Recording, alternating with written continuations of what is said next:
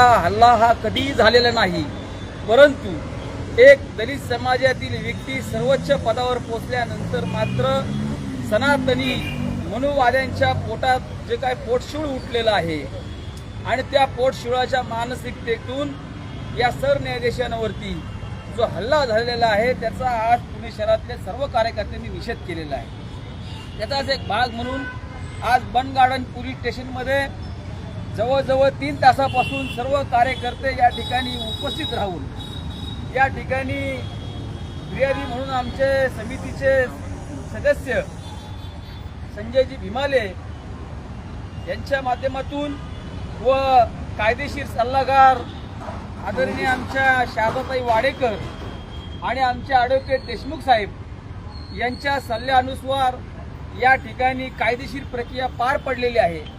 आमची फरियाद त्यांनी घेतलेली आहे। गुन्हा दाखल करण्याची जी प्रक्रिया आहे ती त्यांच्या सरकारी ओपनिंग घेऊन पुढील कारवाई करण्याचं आश्वासन त्यांनी आम्हाला दिलेलं आहे आणि आमची मागणी आहे की या सनातनी मनुवाद्यावरती गुन्हा दाखल झाला पाहिजे आणि अशी आम्ही एकमुखी सर्वांनी मागणी केलेली आहे। या ठिकाणी सर्व कार्यकर्त्यांनी मनापासून या ठिकाणी एकत्र येऊन सर्व पक्षीय मतभेद बाजूला ठेवून एक सामाजिक विषयावरती एकत्र येऊन आम्ही आज हल्लाबोल आंदोलन या ठिकाणी केलेलं आहे आणि त्याचाच एक आज सर्वांना त्या माध्यमातून गुन्हा दाखल करण्याची प्रक्रिया देखील चालू आहे।